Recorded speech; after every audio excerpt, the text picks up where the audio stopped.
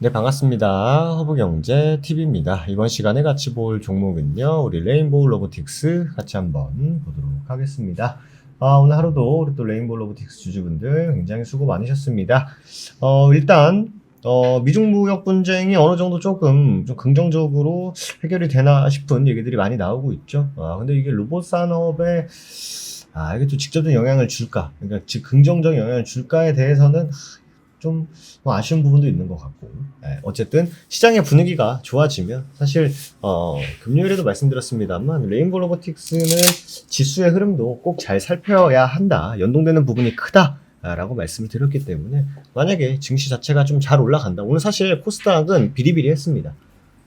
반도체가 막판에 좋았죠. 사실 오전에는 정치 테마주도 말고 별로 움직이는 것도 없었고, 그러다 보니까 약세 흐름을 보여줬고, 가격은 한 달 동안 바뀐 게 없습니다. 가격 한 달 동안 바뀐 게 없고, 오늘 재밌는 게 그 유진 로봇이었나요? 유진 로봇이 거의 뭐 상한가까지 간 것 같은데, 그 사회이사 이재명 씨 무슨 캠프에 사회이사로 있는 분이 뭐 참여했다라고 하면서 급등을 했는데, 아니 더 직접적인 또 레인보우 로보틱스가 있는데 좀 서운한 부분이 좀 있었다. 그죠? 좀 서운한 부분이 있었다. 어쨌든 간에 로봇 산업 자체가 국가 산업 전략의 중심축이 될 가능성은 매우 높다라는 걸 우리가 확인을 할 수 있는 거죠. 일단 뭐 정부가 2025년부터 올해부터 28년도까지 총 1조 단위의 예산을 투입한다라고 하는데 적습니다. 적어요. 그리고 이게 다 뭐 제조 이쪽에 포함되는 게 아니라 제조에 3,500, 서비스에 3,000, 의료에 2,000, 농업에 1,500 고루고루 분산돼서 투자가 됩니다. 아무래도 뭐 그 근본적인 이유는 뭐 고령화, 노동력 부족, 산업 구조의 변화 이런 것들이 있을 수 있겠습니다만, 사실 글로벌 시장의 흐름만 놓고 보면은 미국하고 중국이 투자하고 지금 투자가 되어 있는 그런 상황만 놓고 보면은 굉장히 부족하다 사실. 그죠? 이 지금 1조 가지고, 물론 1조가 작은 돈은 아닙니다만 국가가 투자하는 데 있어서 1조는 그렇게 막 와닿는 금액은 사실 아니다. 그죠? 그렇게 와닿는 금액은 사실 아닐 수 있다. 전 세계적으로 보면 글로벌 로봇 시장이 올해만 100조, 5년 뒤엔 200조 규모까지 성장할 가능성이 높고, 그리고 앞으로 날이 가면 갈수록 고령화, 비대면 이런 것들이 더 수요가 촉진시킬 수밖에 없다. 그렇기 때문에 이 정도 투자 가지고는 굉장히 곤란하다라고 보시면 되고, 어떻게 보면 좀 늦은 감이 없지 않아 있습니다만 이 시기까지 놓치면 안 됩니다.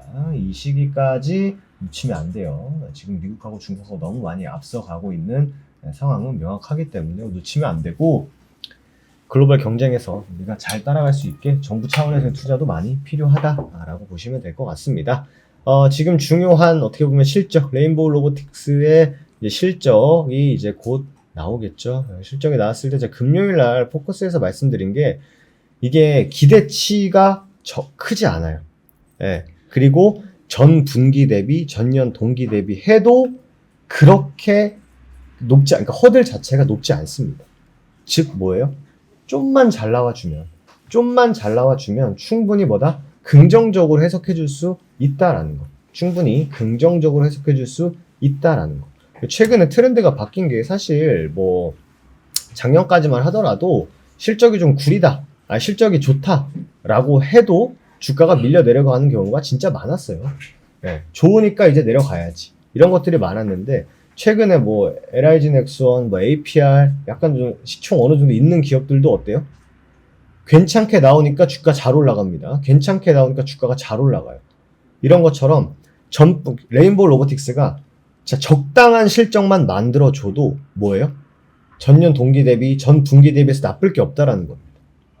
그렇기 때문에 진짜 막 어처구니 없는 실적만 안 내주면 전 괜찮지 않을까, 이런 말씀을 드리고 싶고, 어쨌든 간에 좋은 이슈, 그게 실적이 될지 아니면 뭐 다른 얘기가 될지는 제가 뭐 기자가 아니고 제가 내부자가 아니기 때문에 어떤 얘기가 언제 어떻게 튀어나올지 몰라요. 하지만 확실한 건 뭐다? 이 30만 원을 넘어갈 때는 우리가 봤을 때 이건 누가 봐도 이건 호재다 라는 이슈가 필요하다라는 겁니다. 그죠?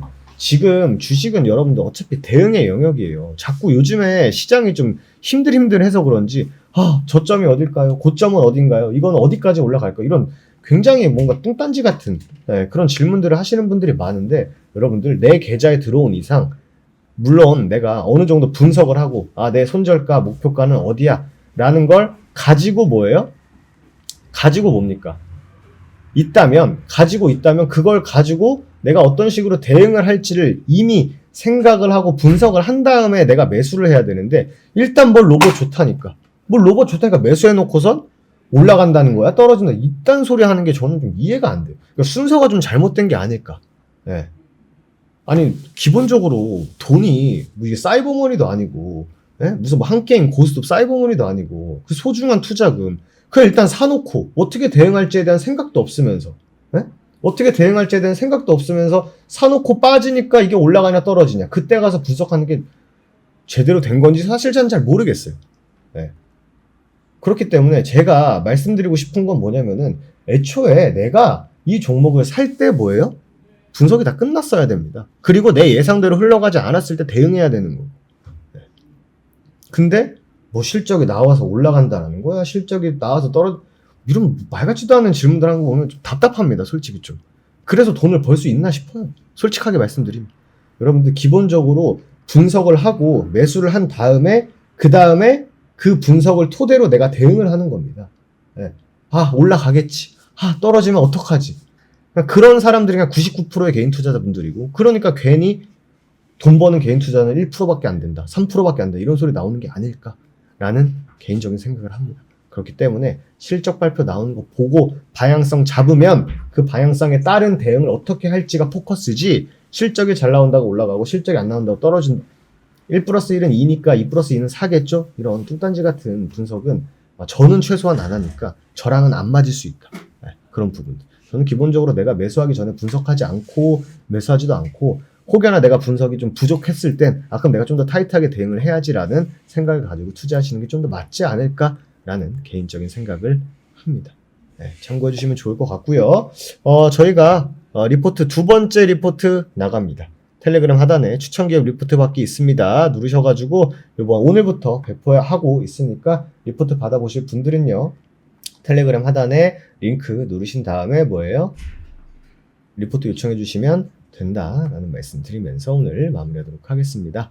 오늘 하루도 여러분들 너무 수고 많으셨고요. 저는 또 다음 이 시간에 다시 인사드리도록 하겠습니다.